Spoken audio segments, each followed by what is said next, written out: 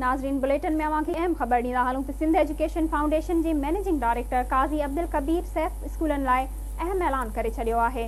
महरान TV खे ॾिनल ख़सूसी interview में सिंध एजुकेशन फाउंडेशन जे MD काज़ी अब्दुल कबीर जनवरी खां मार्च ताईं जी सब्सिडी जारी करण ऐं सिंध एजुकेशन फाउंडेशन जे मुलाज़िमनि खे रेगुलर करण जो ऐलान कयो। महरान टीवी जे प्रोग्राम में ॻाल्हाईंदे काज़ी अब्दुल कबीर सैफ स्कूलनि जी सब्सिडी वधाइण ऐं कैडेट कॉलेज में सैफ ॿारनि जे दाख़िलाउनि जो ख़र्च भरण जो ऐलान कयो। सिंध एजुकेशन फाउंडेशन जी MD काज़ी कबीर सिंध एजुकेशन फाउंडेशन तरफ़ां फाउंडेशन मैनेज्ड स्कूल खोलण, एनरोलमेंट खे 9 लाख ताईं पहुचाइण ऐं वधीक नवां स्कूल खोलण जो बि ऐलान कयो।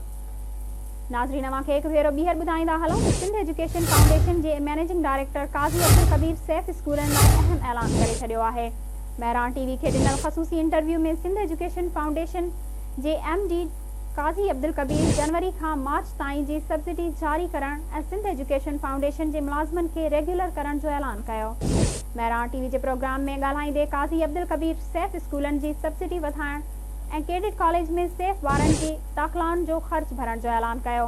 सिंध एजुकेशन फाउंडेशन जे MD काज़ी अब्दुल कबीर सिंध एजुकेशन फाउंडेशन तरफ़ां फाउंडेशन मैनेज्ड स्कूल खोलण, एनरोलमेंट खे 9 लाख ताईं पहुचाइण ऐं वधीक नवां स्कूल खोलण जो बि ऐलान कयो।